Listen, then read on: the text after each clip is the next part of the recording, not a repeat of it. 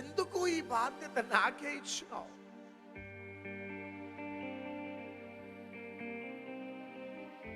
నేను యోగ్యుడని కాదు ప్రభువా ఈ మహిమ కలిగిన పని చేయటానికి.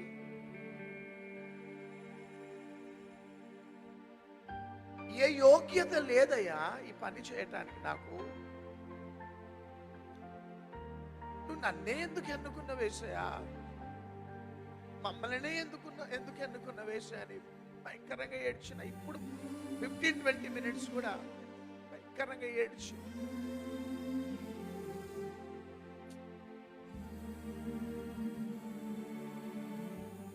నా జీవితము మా జీవితాలు ఒకసారి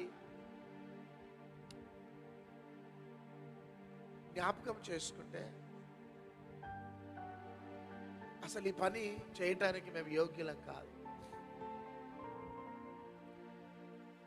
ఈ పని చేయటానికి మాకు ఏ అర్హత లేదు.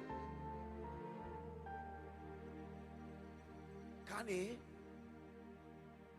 నాతో ఉన్నవారినంతా నేను చూసిన 20 years బ్యాక్ నాతో ఉన్నవారు, 15 years బ్యాక్ నాతో ఉన్నవారు, 30 years బ్యాక్, 40 years బ్యాక్ నాతో ఉన్నవారు అందరిని ఒకసారి నేను చూస్తే దాంట్లో half of the people చనిపోయారు, లేరు. ఇదే బెల్లంపల్లి బ్లూస్ కి నేను క్రికెట్ ఆడేవాడిని. బెల్లంపల్లి బ్లూస్ అనే క్రికెట్ టీం ఉండేది. బెల్లంపల్లి బ్లూస్ కి నేను క్రికెట్ ప్లేయర్ గా క్రికెట్ ఆడేవాడిని. మంచి స్ట్రాంగ్ టీం అది. ఎప్పుడు 1985 ఆ టైంలో.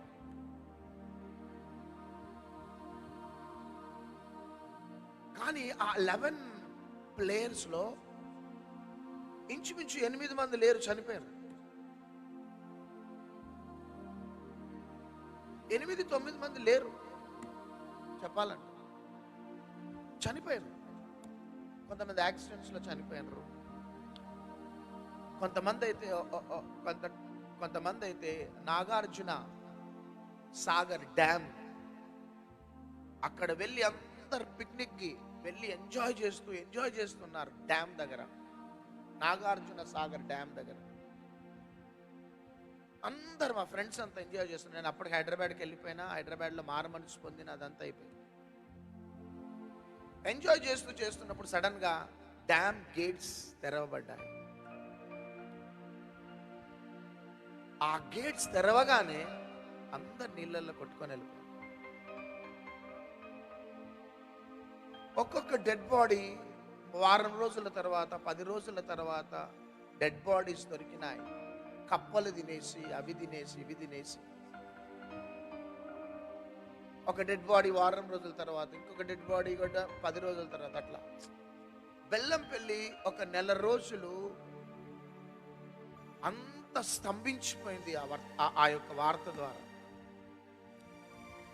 ఎక్కడ ఏ గల్లీలో చూసినా ఏడుపులు. ఎందుకంటే ఒక గల్లీలో నుంచి ఒక వ్యక్తి చనిపోయి, ఒక బజార్ స్ట్రీట్లో నుంచి ఒక వ్యక్తి చనిపోయి, అట్లా బెల్లంపల్లి అంత ఒక 1 నెల రోజులు ఏడుపులు. అది మొత్తం ఒక షాక్ లోకి తీసుకొని వెళ్ళిపోయింది బెల్లంపల్లి పట్టణం అనంతా. ఒకటి చెప్పాలా, ఆ గుంపులో నేను కూడా ఉండాలా?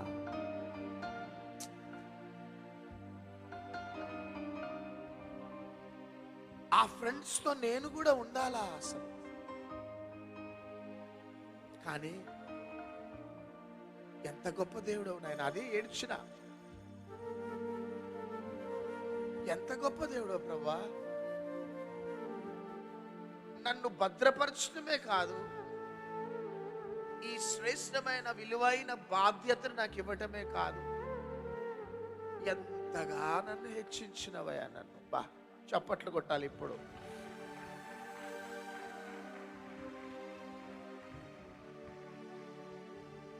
ఏ యోగ్యత లేని నాకు ఈ బాధ్యత ఇచ్చి అంతగా హెచ్చించిన, హృదయపూర్వకంగా ఈరోజు అంతా ఏడ్చి మమ్మీకి నేను ఫోన్ చేస్తాను ఎప్పుడు కూడా. మమ్మీకి ఫోన్ చేసి నా టవర్లో నుంచి చెప్పిన, ఇదంతా వివరించిన నేను. అవునండి, అసలు ఎంత గొప్ప దేవుడు మన దేవుడు. మనం ఎవరి కోసం బ్రతకాలి? ఆయన కోసమే బ్రతకాలి. ఇక మన మన మన 5 జీవితాలు ఇక దేని మీద లేదు, కేవలం మనం ఆయన కోసమే బ్రతకాలి. ఆయన రాకడ దాకా మనం సిద్ధపడాలి, లక్షల ప్రజల్ని సిద్ధపరచాలి. ఇది లేదు అంటే ఆయనకి లేదు, అంతగా దేవుడు మమ్మల్ని దీవించినాడు. పోనీ నేనేమైనా గొప్పవాడినా, జ్ఞానవంతున్నా, మంచి ధనవంతున్నా? లేదు. చూస్తే అసలు I'm not at all fit for nothing. ఎంతగా హెచ్చించినావు ప్రభావం. ఎందుకు ఈ మాటలు నేను చెప్పడానికి కారణం, మీ అందరికీ ఈరోజు అందరం మనం సజీవంగా ఉన్నాం. మీరు ఇంతగా హెచ్చింపబడకపోయినా, ఇంతగా మీరు దీవించబడకపోయినా, మనమందరం సజీవంగా ఉన్నాం. చప్పట్లు కొట్టాలా? నీ లెఫ్ట్ చెయ్యి తీసి నీ గుండె మీద పెట్టుకుంటే ఒక శబ్దం వినబడుతుంది. దానిని బట్టి నువ్వు దేవునికి స్తోత్రం చెల్లించాలంట. చాలు, ఏం అవసరంలే. నీ అప్పులు తీర్చినందుకు, నీకు ఇల్లు ఇచ్చినందుకు, ఉద్యోగం ఇచ్చినందుకు, వివాహం చేసినందుకు కాదు.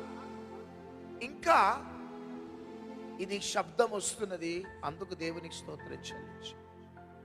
ఒక్కసారి గాంధీ హాస్పిటల్, ఉస్మానియా హాస్పిటల్, ఆయా హాస్పిటల్స్కి వెళ్తే కొంతమందికి కాళ్ళుంటే తల లేదు, తలుంటే కాళ్ళు లేవు, చేతులుంటే కాళ్ళు, ఎంత భయంకరమైన రక్తపాతంలో మునిగిపోయి ఉంటారు. కానీ ఆ స్థితి మనకు రానివ్వలే.